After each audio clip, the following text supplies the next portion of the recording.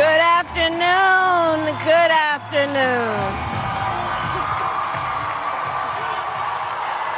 Good.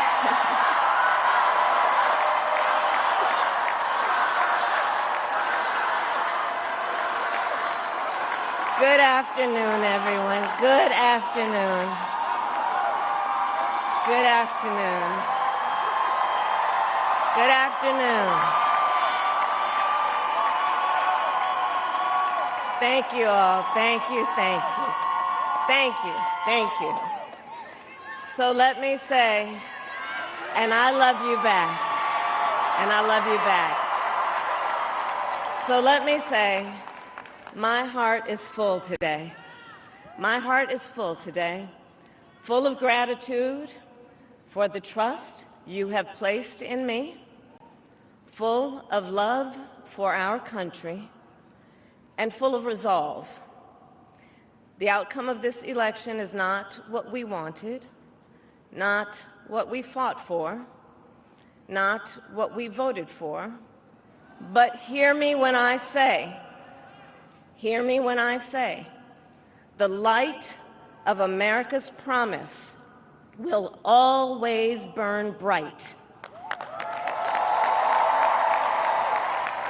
As long as we never give up, and as long as we keep fighting.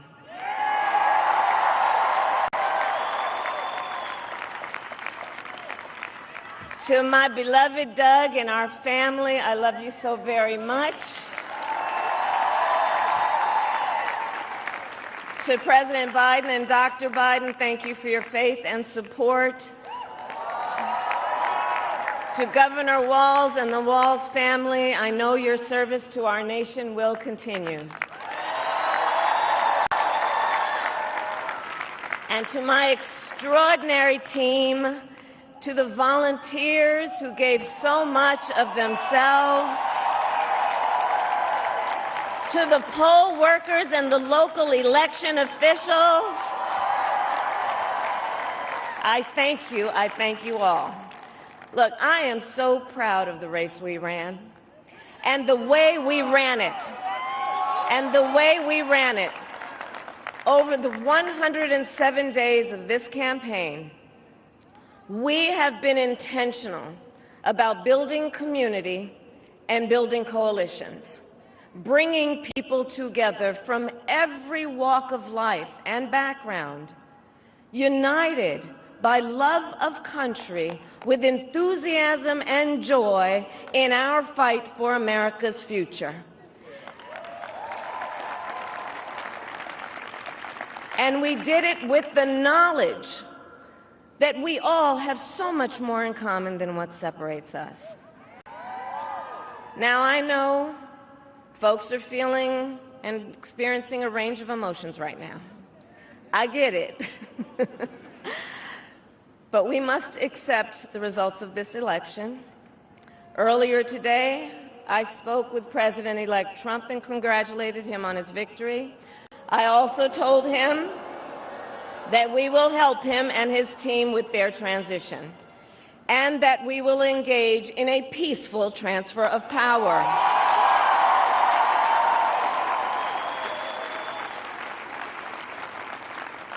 A fundamental principle of American democracy is that when we lose an election, we accept the results. That principle, as much as any other, distinguishes democracy from monarchy or tyranny. And anyone who seeks the public trust must honor it. At the same time, in our nation, we owe loyalty not to a president or a party, but to the Constitution of the United States.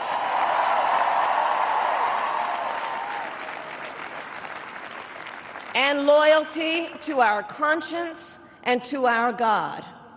My allegiance to all three is why I am here to say, while I concede this election, I do not concede the fight that fueled this campaign.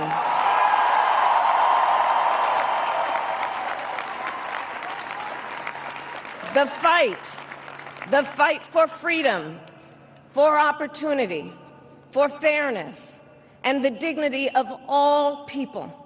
A fight for the ideals at the heart of our nation, the ideals that reflect America at our best. That is a fight I will never give up.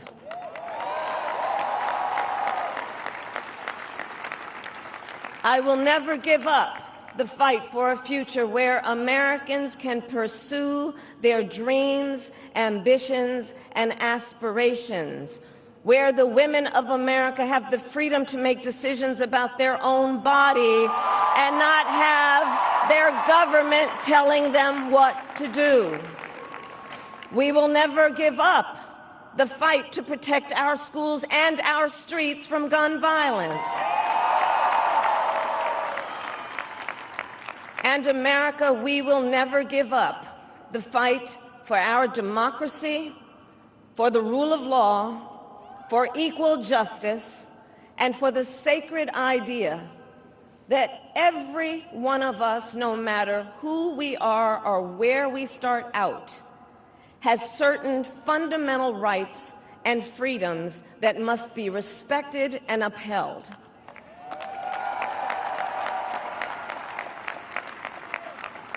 And we will continue to wage this fight in the voting booth, in the courts, and in the public square. And we will also wage it in quieter ways, in how we live our lives, by treating one another with kindness and respect, by looking in the face of a stranger and seeing a neighbor, by always using our strength to lift people up, to fight for the dignity that all people deserve. The fight for our freedom will take hard work, but like I always say, we like hard work. Hard work is good work. Hard work can be joyful work. And the fight for our country is always worth it. It is always worth it.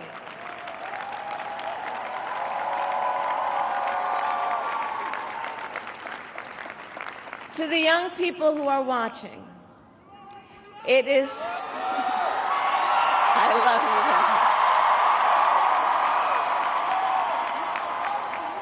guys. To the young people who are watching, it is okay to feel sad and disappointed, but please know it's going to be okay.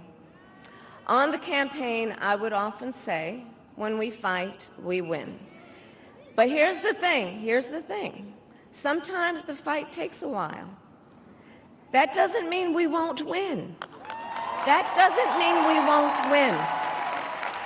The important thing is don't ever give up. Don't ever give up. Don't ever stop trying to make the world a better place. You have power. You have power. And don't you ever listen when anyone tells you something is impossible because it has never been done before.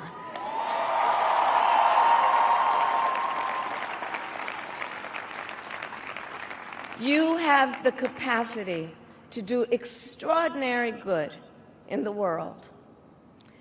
And so to everyone who is watching, do not despair. This is not a time to throw up our hands.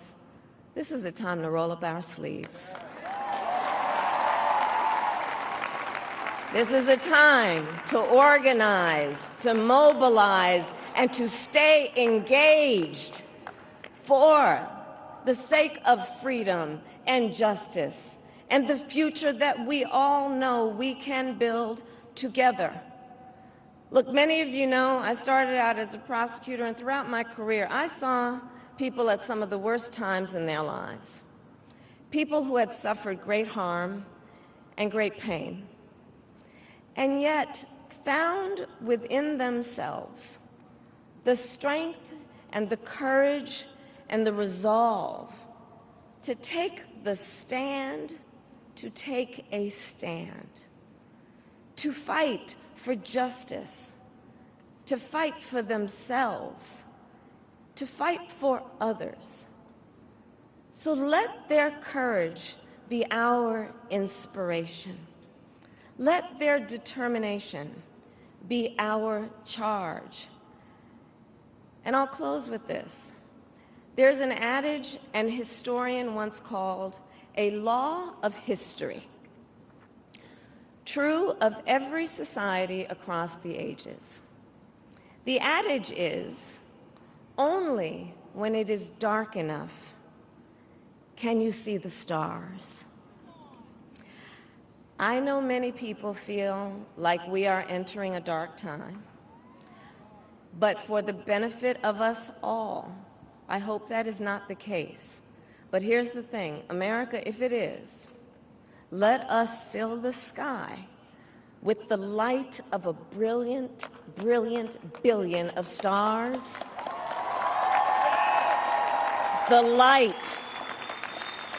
light of optimism, of faith, of truth, and service.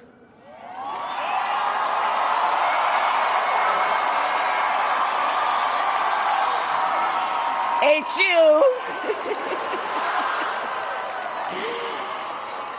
And may that work guide us, even in the face of setbacks, toward the extraordinary promise of the United States of America. I thank you all. May God bless you, and may God bless the United States of America. I thank you all.